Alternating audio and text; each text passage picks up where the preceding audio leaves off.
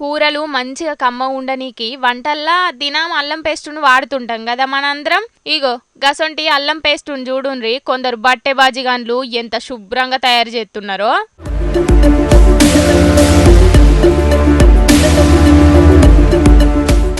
వామ్మో, గిలు చేసేది చూస్తేనైతే కూర తినక ముందుగానే కక్కచ్చేటట్టున్నది కదా.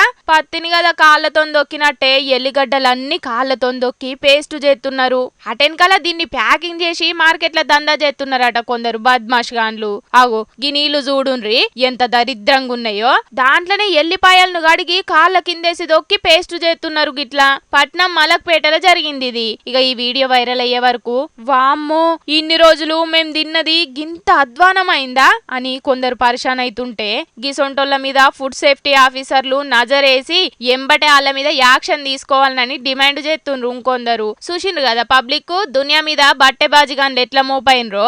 ఎట్లా చేసినామా అన్నది కాదు, పైసలు గమాయించనీకి ఏం చేసినా మంచిదే అన్నట్టే చేస్తున్నారు చాలా మంది గిసొంటోళ్ళు. గందుకే అగ్వ సగ్వ ఇస్తున్నారని బయట ఎవి పడితే అవి కొనుక్కొని దావకాన్ల పాలు కాకుండ్రి. ఏమంటున్నాం?